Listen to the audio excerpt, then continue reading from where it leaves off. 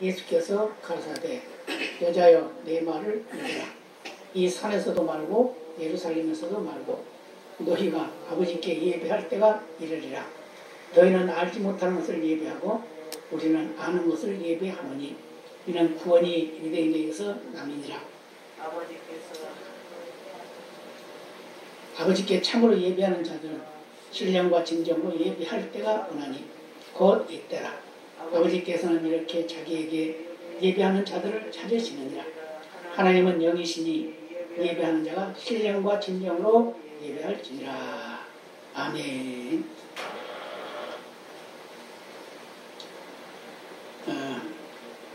6장에서 아직 끝나지 않았죠?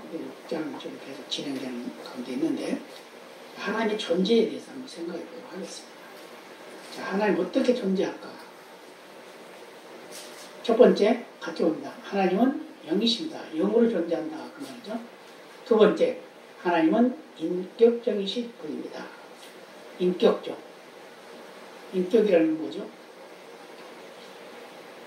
우리 사람이 가지고 있는 것보다 더 타고난. 그러니까 모든 것을 다 알 수 있고, 모든 것을 다 볼 수 있고, 누구에게도 무시당해서는 안 되는 그런 최고의 능력을 가지신.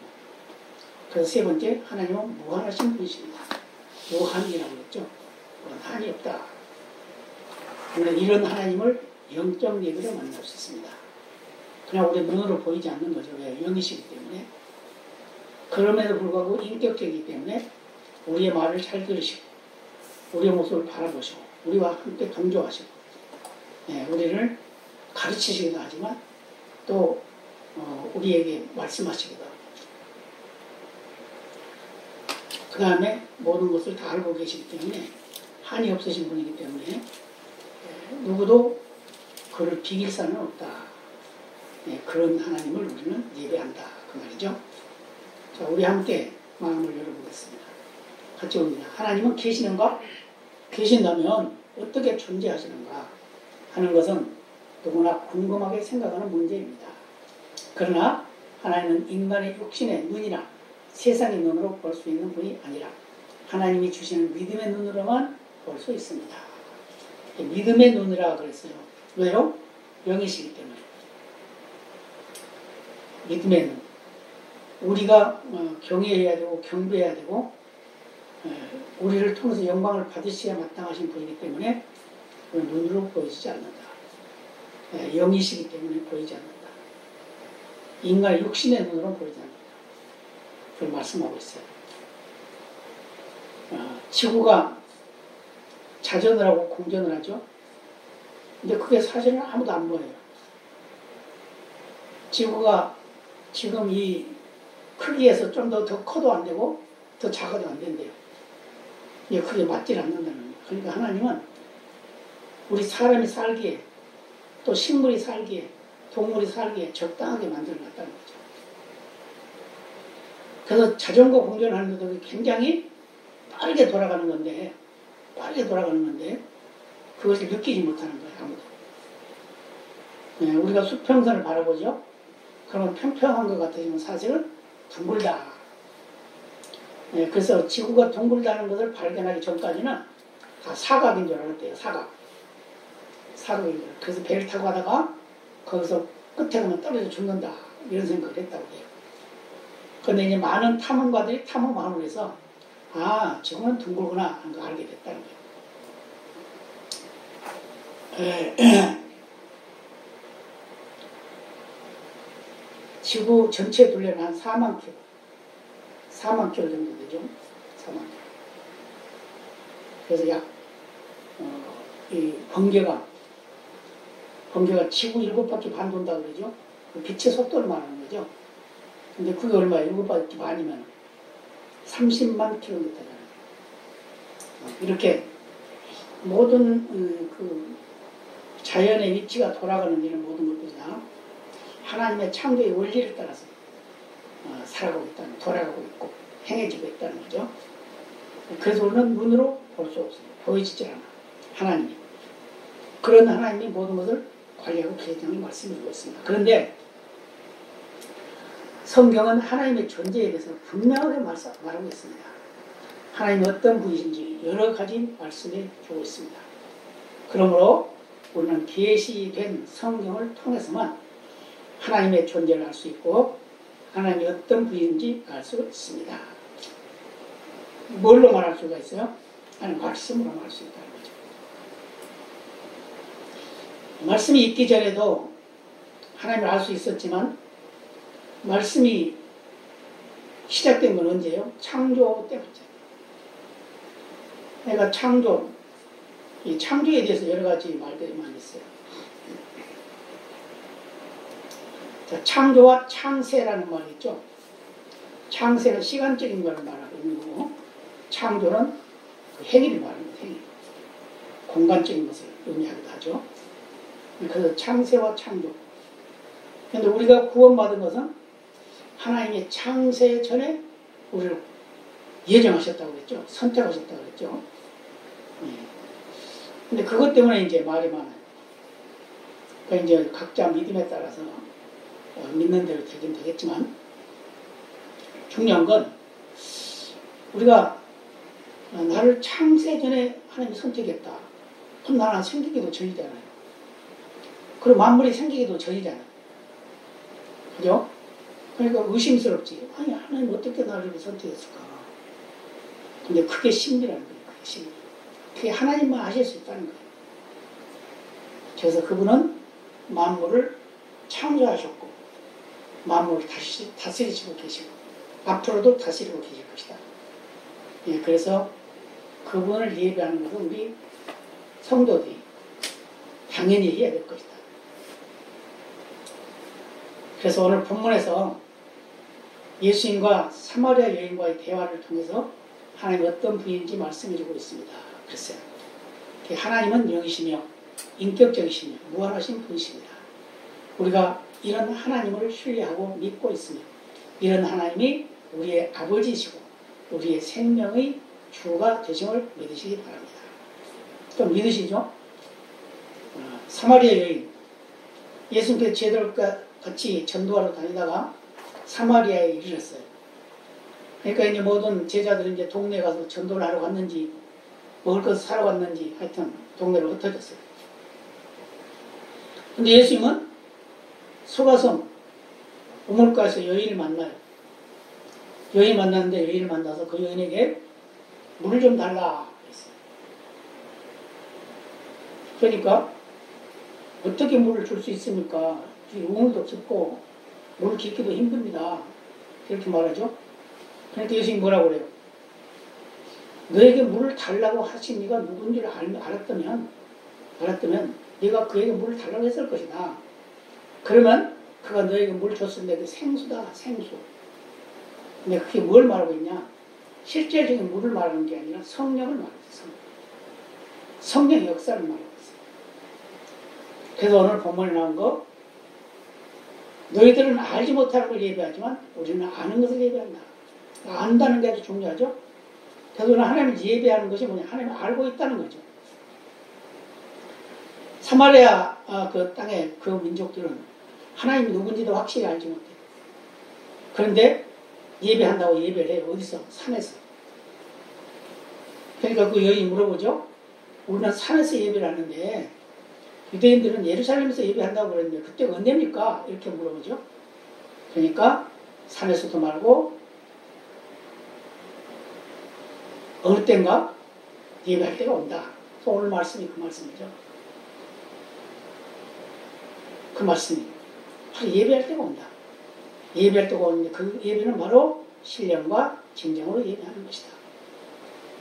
지금까지는 어떤 형상을 가지고 예배를 했는데 이제는 영으로 예배한다. 라고. 그럼 우리는 뭐 지금 살아서 영을 가지고 있는데 어떻게 영으로 예배를 해요? 우리의 영은 영을 담고 있죠. 그러면 이 영이 이 하나님을 예배하는 거예요. 그래서 영적으로 충만하면 우리 삶 속에서, 생각 속에서 하나님이 보이는 거고, 그래서 그 하나님이 만나게 되고 하나님을 찬양하게 되는 거예요. 그럼 우리 마음속으로 한번 들어가 볼까요? 하나님 어떤 분이십니까? 뭐라 그랬죠? 하나님은 영이십니다. 그랬죠? 그래서 요한복음 4장 24절에 하나님은 영이시니 예배하는 자가 신령과 진정으로 예배할지니라. 신령과 진정이 뭐라고 그랬죠? 성령의 역사와 진실된 마음. 그러니까 내가 그냥 들어지는 것이 아니라 성령의 감동으로 들어진다는 거예요. 그럼 신약적인 해설로는 뭐라고 대답을 할까요? 자, 웨스트민스터 소요리문답 제6문에서 하나님은 신이시다 했어요. 신이시라, 신이라. 신이 뭐예요? 신이 영이죠. 그래서 하나님은 물질적 존재가 아니시며 인간과 같은 육체를 가지고 계시지 않는다는 뜻이며 살아계신 분이시며 인격적인 분이시라는 뜻입니다. 예, 살아계시다, 인격적이시다, 이걸 아주 강조를 하고 있죠.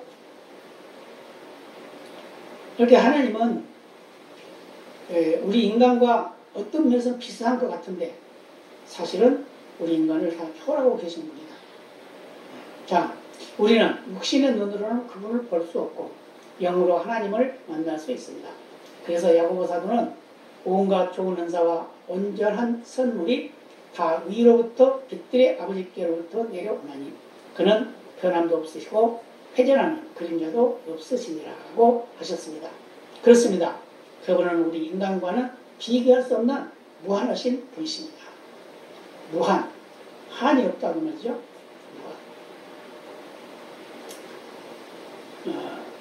그분 자체가 빛이시기 때문에 그림자가 필요 없죠. 그림자가 생길 일이 없죠. 그래서 변함도 없어요. 그래서 우리가 필요할 때 하나님께 구하면 좋은 것을만 주시는 하나님입니다. 나쁜 걸 주시는 하나님이 아니에요. 우리가 필요하다고 그걸 구하면 그걸 안 주는 것도 있죠. 왜 그래요? 그건 너한테 필요하지 않으니까 안 준다. 그러나 내가 구하지 않는 것도 주시는 것은 이건 네가 필요하기 때문에 주는 것이다. 그래서 하나님은 하나님의 뜻대로 주시는 것이지 우리 뜻대로 주시는 건 아니다. 그 말이에요. 자, 그 다음에 하나님의 인격적이신 분이라는 것은 무슨 뜻입니까? 욥기 23장 13절에 말씀했는데, 자, 하나님께서 가지신 지정의를 통해 우리와 교제하시고 대화하시며 삶을 인도해 주시는 하나님의 속성을 뜻합니다. 속성. 자, 같이 볼까요? 그는 뜻이 일정하시니 누가 능히 돌이킬까? 그 마음에 하고자 하시는 것이면 그것을 행하시나니. 그러니까 하나님께서 하고 싶은 대로 하신다는 거죠. 그러면 지정의가 뭔가 그걸 말씀하죠. 함께 나눠볼까요? 인격적인 하나님을 내 삶 속에서 체험한 적이 있습니까? 뭐 대답을 해봐요. 물론 많은 시시때때로 체험을 하죠. 그러면 지가 뭐냐? 지. 알게 하는 것이다. 알게 하는 것이 지. 정이라는 건 뭐냐? 느끼게 하는 것이다. 의는 뭐냐? 의지. 의지. 나의 의지를 사용해서 하나님 앞에 순종하는 것이다. 네. 그리고 하나님이 가지고 계신, 우리 인간이 가지고 간 것 같은 거죠. 그게 지. 알게 한다. 아는 것. 정, 느끼는 것. 의. 사용하는 것. 순종하는 것. 뭐 이런 여러 가지를 말씀하고 있죠. 그래서 우리의 신앙은 머리로만 아는 신앙이 되어서는 안 됩니다. 글쎄요. 그래서 이런 이야기겠죠. 과거에는 이 성령의 역사를 인정을 안 할 때가 있었습니다. 그래서 그들은 보수다. 그래가지고 뭐라고 그래요? 우리는 보수다. 그러니까 말씀이다. 말씀. 말씀으로 우리는 살아야 된다. 말씀. 말씀으로 살아야 된다. 그래서 보수라고, 보수. 그런데 또 거기다 더 보태가지고 꼴통 보수다. 뭐 이런 말. 아무개 목사님은 꼴통 보수야. 그냥 성령을 인정을 안 했어요. 말씀만 알면 되지. 네, 로마서에도 보면은 그 성령의 역사 이런 게 나타나죠. 근데 그걸 인정을 안 하는 목사님들이 참 많았습니다. 근데 지금은 성령이 이걸 알게 하셔서 거의 다가 다 인정을 하죠. 그래서 말씀을 자세히 우리가 살펴보면 성령의 역사가 아니고는 우리가 구원받을 수가 없어요. 구원받을 수가 없어요. 아무리 말씀을 많이 알아도 성령의 역사가 아니면 깨달을 수가 없습니다. 왜요? 하나님 말씀은 소설책이 아니거든요. 하나님 말씀이기 때문에. 그래서 그 말씀을 안다는 게 쉬운 거예요. 네, 그래서 박사 중에 가장 위대한 박사가 누구냐? 바로 성경 박사, 신학 박사예요. 근데 신학 박사가 성경 전체를 다 알아서 신학 박사가 되냐? 그게 아니에요. 논문을 에베소 가지고 논문을 쓰고 또 로마서 가지고 논문을 쓰고 이렇게 해가지고 그 박사 학위 받는 거예요. 그럼 어느 건 말아요? 그 한 부분만 잘 알아요. 근데 성경의 박사라고 하는 신학 박사를 하더라도 성경 전체를 다 알지 못한단 말이에요. 부분적으로만 알 수 있는 거예요. 우리가 하나님을 안다고 하지만 하나님 전체를 알 수 없다. 그런데 하나님 어떤 분이다? 지정의가 다 있는 분이다. 영적인 분이고 신이시다. 그래서 육이 없다. 형체가 없다. 그 말을 말씀하고 있는 거죠.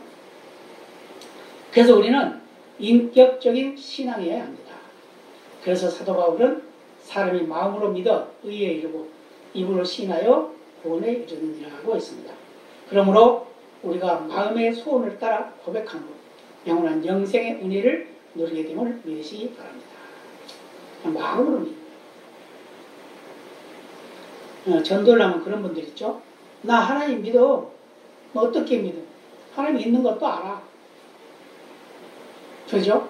그런데 그 삶 자체 속에서는 하나님을 아는 것이 아무것도, 믿는 것이 아무것도 안 나타나요. 말로만 믿는 거죠. 실제로 믿는 것은 뭐죠? 이제 삶이 따라가는 거죠. 삶이 따라가는 거. 근데 그 믿는 것도 어떻게 해요? 하나님의 은혜로 믿는 거죠. 그래서 이거 뭐라고 했어요? 마음으로 믿어. 마음으로 믿으면 하나님이 의인이라고 인정을 해줘요. 그리고 입으로 시인하면 구원의 확신이 옵니다. 그래서 마음으로 믿어 의에 이르고 입으로 시인하여 구원에 이르느니라 하고 말씀입니다. 자, 그 다음에 하나님이 무한하시다는 것은 무슨 뜻입니까? 같이 볼까요? 하나님은 존재와 속성이 무한하시며 완전하시다는 뜻입니다. 자연과 인간에 의해 제한과 구애를 받지 않으며 공간과 시간도 초월하여 영원하신 분이라는 뜻입니다. 시편 145편 3절에 뭐라고 하죠? 여호와는 광대하시니 크게 찬양할 것이라 그의 광대하심을 승량치 못하리로다. 측량할 수, 측량한다는 것은 재다고 말이죠. 너무너무 커서 너무너무 많아서 우리가 헤아릴 수 없다 그 말이죠. 광대하시다. 그러니까 무한하시다는 것이 바로 그걸 의미한다 이렇게 말씀하세요. 그럼 우리 마음으로 한번 대답해 볼까요? 자, 하나님의 무한하심을 어디서 찾을 수 있습니까? 그랬어요. 자, 같이 봅니다. 하나님의 존재와 속성에서 찾을 수 있고 지혜와 지식, 능력과 거룩, 의와 선에서 찾을 수 있습니다. 하나님이 지으신 세계조차도 인간에게는 무한해 보입니다. 그러죠? 세계. 우리나라가 이제 지구 궤도를 도는 인공위성을 쏴올려 성공을 했죠? 그래서 세계 7번째라고 해요. 세계 7번째라고. 근데 이제 한편에서 이제 달나라 갈 걸 이제 연구를 하고 있고, 이제 우리나라도 이제 달나라, 이제 별나라 다 가요. 합니다. 근데 돈이 많이 필요해요. 과학자들도 많이 필요해요. 근데 그것을 지금까지 우리가 발전을 많이 하지 않았지만, 그래도 지금 한 30년 만에 지금 연구한 지, 한 30년 만에 궤도에 진입을 한 거예요. 얼마나 많은 사람들이. 근데 보니까 이번에 이 일에 동참했던 사람들 보니까 거의 다 젊은 사람들이에요.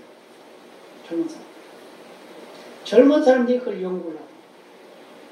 근데 그것이 그냥 연구에서만 되는 걸로 되는 것이 아니고 한 300여 개의 각 기관 또는 기업 이런 것들이 같이 했어요. 같이. 어느 쪽에서 무엇을 만들고 어느 쪽에서 뭘 만들고 어느 기업에서 뭘 만들고 이렇게 했단 말이에요. 그러니까 온 나라가 다 여기에 붙어 있었다는 걸 말해주고 있어요. 앞으로 이제 점점 더 이제 발전하고 더 나아갈 텐데 이제 우리나라도 이렇게 발전하고 나아가면 어떻게 될까요? 그거 타고 이제 달나라 구경 가는 거예요. 요즘에 그런 사람들 있죠. 돈 많은 사람들. 인공위성 타고 지구를 한 바퀴 뺑 돌고 다시 돌아오고. 그런 일 있죠? 민간인이 이걸 하고 있단 말이에요. 아니, 돈을 얼마나 많이 벌겠어요. 한 번 타고 갔다 오는 경우, 뭐 몇 천만 원씩, 막, 내고 이렇게 다 다니고, 이런데. 근데 하나님은 이런 거, 인공위성 이런 거 필요 없이 다 왔다 갔다 할 수 있는 방법을 우리에게 주셨어요. 그게 뭐라고요? 하나님을 알고 천국을 알면 갈 수 있다는 말이에요. 네. 그렇기 때문에 끝없는 하나님의 그 넓고 크심은 누구도 청량할 수가 없습니다. 말로는 할 수가 없어요. 아무리 지식이 능력이 있어도 하나님을 따라갈 수가 없어요. 과학이 아무리 발달하고 지구 궤도를 돌고 달나라를 가고 화성을 가고 한다 해도 그건 하나님의 영역 일부분만 아는 거예요. 일부분. 볼까요? 자, 끝없이 펼쳐지는 사막과 바다를 보기만 해도 사람들 위축될 수밖에 없습니다. 우주를 생각해 봅시다. 인간의 지혜와 지식으로 우주를 다 알 수 없습니다. 이러한 사막과 바다와 우주를 지으신 분은 하나님이십니다. 그래서 하나님은 무한하심을 그분 자체의 속성과 관련된 것이라는 것을 믿으시기 바랍니다. 무한이라는 게 속성이에요. 속성. 하나님이 가지고 있는 거라. 그 다음에 네 번째. 하나님께서 내 삶에 찾아오셔서 어떻게 역사하십니까? 라고 이렇게 물어봤어요.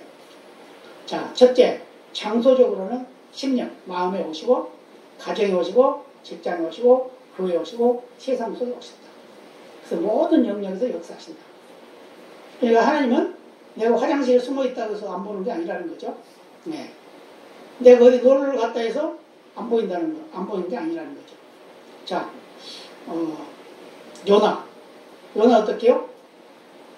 니네에 가서 말씀을 전해라. 그들 한 40이 있으면 망한다고 그래라. 그랬는데 가기가 싫어. 왜? 쟤들 맨날 우리만 괴롭혔잖아요. 이스라엘 맨날 쳐들어와서 괴롭히고 뺏어가고 훔쳐가고 그랬잖아요. 근데 쟤들 나는 싫어. 그 말 할 수가 없어. 하기 싫어. 그러면서 들어가요? 엉뚱한 데로 도망가잖아요. 근데 도망갈 때 어떻게 배 제일 밑창에 들어가서 잠자고 있었잖아. 하나님 못 볼 거야, 모를 거야. 근데 어떤 일이 일어났어요? 풍랑이 일어났어요. 근데 풍랑이 일어났는데 다들 자기들의 신들을 부르고 난리가 났는데 아니 선장이 보니까 한 사람이 없어요. 그래서 밑창에 가보니까 쿨쿨 잠자왔어. 얼마나 믿음 좋아요? 그 풍랑이 치고 그런데 하나님 모를 거야. 난 숨어 있어도 모를 거야. 이런 생각을 했다는 거죠. 그랬는데 어떻게 선장이 찾아갔잖아요. 뭐라고 말해요? 자는 자요. 어찌미뇨? 빨리 일어나 너희 하나님께 기도해라. 그러잖아요. 너희 하나님께. 이게 누가 하는 거겠어요? 성령의 역사하는 거죠. 하나님을 모르는 자가 하나님을 말할 수 있다는 건 뭐죠? 성령의 역사. 이스라엘 백성들이 출애굽할 때 바로가 그 10가지 재앙이 임한데도 불구하고 그가 마음을 강팍했다고 했어요. 근데 그 강팍한 건 누가 있냐? 하나님이 하셨다고 했어요. 그랬는데 바로를 세워서 왕으로 세우실 목적이 있는데 그건 하나님의 이름이 온 세상에 전파되게 하기 위해서다 그랬어요. 근데 바로는 하나님 믿어요? 안 믿어요? 안 믿잖아요. 하나님 있다는 것은 믿지. 근데 하나님 어떤 분이라는 건 믿지 않았어요. 그러니까 말을 안 들었죠. 그래서 결국은 장자의 생명을 빼앗아가는 그런 재앙이 임하니까 그때야 듣게 되죠. 근데 듣고 나서도 어떻게 해요? 이스라엘 백성들 이제 다 도망갔죠. 근데 본전 생각이 나는 거예요. 왜요? 은금표물 다 가져갔잖아요. 그거만 아니라 옷도 다 가져갔어요. 싹 쓸어 가져갔어요. 근데 가져갈 때는 방법이 뭐라고 그래요? 이거 우리 필요해서 잠깐만 저를 갚을게. 그러고 가져갔다는 거예요. 근데 바로가 가만히 생각해보니까 너무 억울해. 이것 때문에 우리 거 다 가져가서 우리 이제 거지가 됐네. 이러면서 쫓아가잖아요. 바로가 앞장서 가죠. 그런데 하나님 어떻게 해요? 홍해에다 그들을 다 수장시켜버리면서 갚아야 될 그 빚을 갚아버렸어요. 한꺼번에 갚아버렸어요. 그래서 뭐라고 그래요? 모세가? 너희들이 본 이 모습, 저 애국의 사람들 이제 다시는 안 볼 것이다. 이렇게 하나님께서는 당신이 하시고자 하신 모든 장소적으로 생각했을 때 우리 마음속에, 우리의 가정에, 우리 직장에, 우리 교회에, 또 세상 속에 어느 영역인지 계시다는 걸 말씀을 드렸어요. 그 방법적으로는 뭐냐? 말씀을 통해 깨닫게 하신다. 말씀을 통해서 깨닫는다. 그래서 죄에 대해서 후회하게 하시고, 회개하게 하시고, 새롭게 살기로 결단하게 하고, 역사하셔서 하나님의 사람으로 살게 합니다. 하나님의 사람. 그래서 시편 139편 7절에서 10절까지 말씀을 이렇게 말씀을 같이 볼까요? 내가 주의 신을 떠나 어디로 가며 주의 앞에서 어디로 피하리이까? 내가 하늘에 올라갈지라도 거기 계시며 음부에 내 자리를 펼지라도 거기 계시니이다. 내가 새벽 날개를 치며 바다 끝에 가서 거할지라도 거기서도 주의 손이 나를 인도하시며 주의 오른손이 나를 붙드시리이다. 무슨 말이에요? 내가 하나님 아무리 피한다 해도 하나님은 쫓아오신다 그 말이에요. 하나님은 영으로 계시기 때문에 세상 만방에 다 계십니다. 다 계세요. 그래서 미국에도 계시고 지금 현재도 여기 한국에도 계시고 일본에도 계시고 저 아프리카에도 계시고 다 계세요. 시공간을 초월해서 동등하게 계시는 거예요. 그래서 한국에서 미국 사람을 위해서 기도하면 응답하시고 아프리카에서 우리 한국 사람을 위해서 기도하면 응답하시고 그게 다 성령의 역사가 그 말이에요. 그래서 오늘 시편 기자가 하는 건 뭐죠? 내가 어디를 갔는지 하나님 나를 알고 계시다. 나를 보고 계시다. 나를 붙잡고 계시다. 그 말이에요. 정말. 내가 아무리 피하려고 해도 피할 수 없고 도망가려고 해도 도망갈 수 없고 그저 하나님의 손에 붙잡힌 바 되어 사는 것이 정상이다. 그걸 지금 말씀하고 있는 거예요. 그럼 우리의 마음으로 되돌아볼까요? 하나님의 역사를 체험하는 방법은 무엇입니까? 같이 볼까요? 하나님과의 올바른 관계와 긴밀하게 연관되어 있습니다. 예배를 통해 하나님을 만날 수 있습니다. 그러므로 참된 예배자가 되어야 합니다. 참된 예배자는 뭐예요? 마음으로부터 준비하는 거죠. 행동에 따라가는 거죠. 우리는 예배를 너무 소홀해도 안 돼요. 예배는 정확하게 하나님께 드려지는 예배가 돼요. 시간이나 환경이나 이런 걸 다 극복을 해요. 극복. 내 마음대로의 예배가 되서는 안 된다고 말이에요. 예배는 하나님께만 드리는 거예요. 마귀에게 드리면 어떻게 돼요? 마귀를 신뢰하는 거가 되겠죠. 하나님께 드리면 하나님을 신뢰하는 거가 되고 하나님이 좋아하시는 예배, 가장 기뻐하시는 예배. 그래서 하나님은 우리를 이 세상에 창조에 보내신 목적이 예배 받으시려고 보냈다는 거예요. 이사야 43장 21절에 말씀하죠. 내가 너희를 보내는 목적이 뭐냐? 찬송 받으려고 했다. 찬송은 뭐 예배죠? 그래서 우리의 찬송은 그냥 부르는 유행가와 다르단 말이에요. 유행가는 사람을 기쁘게 하는 노래이지만 찬송은 하나님을 기쁘게 하는 노래예요. 그것 때문에 찬송할 때도 그냥 형식적으로 찬송이 아닙니다. 하나님이 받으신다라는 그런 믿음을 가지고 있어요. 그래서 음악적인 기술이 없어도 그런 능력이 없어도 그런 마음으로 부르면 사람을 감동시킬 수가 있어요. 저 요즘에 참 찬송 잘 못하죠. 참 못해요. 근데 제가 이 예배 드리는 동영상을 보내요. 몇 사람한테 보내요. 늘 몇 사람한테 보내요. 근데 어떤 분이 저한테 그래요. 목사님, 저는 그 목사님 설교 들어서 오늘 무슨 설교 하시대요? 그래요. 그것은 찬송을, 목사님 찬송에 감동받았어요. 그냥 이래. 그 사람이 예수를 믿냐? 안 믿어. 근데 물어봤어요. 예수 믿는다고 믿느냐고. 믿는데 교회는 안 가요. 그죠?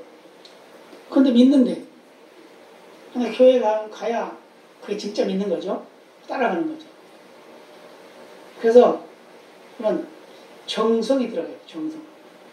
찬양도 정성이 들어가야 되고 우리 예배가 정성이 들어가야 된다. 그 우리에게 말씀드리고 있습니다. 그래서 우리는 환경을 초월해야 됩니다. 예배가 하나님이 가장 기뻐하시는 것을 우리는 인식을 믿고 그분에게 나의 믿음을 고백하는 거예요. 예배는. 그렇기 때문에 예배에 정성을 다해야 될 줄로 믿습니다. 자, 또한 우리 안에 계신 성령님과의 교통을 통해 하나님의 역사를 체험할 수 있습니다. 무엇보다 우리가 성령님의 인도하심에 민감하게 응답할 때 가능하며 그로 인하여 하나님의 자녀와 천국 백성으로 살아가게 됩니다. 그러죠? 우리가 하나님을 예배한다는 건 이것은 우리의 믿음을 표현하는 거죠. 자, 그 다음에 마음에 담아볼까요? 같이 읽어봅니다. 2차 세계대전 당시 수많은 유대인들이 처형된 악명 높은 아우슈비츠 수용소에서의 일입니다. 군인들은 유대인들이 지켜보는 가운데 한 어린 유대인 소년을 처형하려고 교수대 밧줄로 목을 감았으나 교수대에 이제 목을 감았단 말이에요. 목을 감았어요. 목 매달려 죽이는 거죠. 그런데 자, 어린 소년은 쉽게 죽지 않고 밧줄에 목이 달린 때 20분 이상 발버둥치고 있었습니다. 여기저기서 유대인들의 탄식 소리가 터져나갔습니다.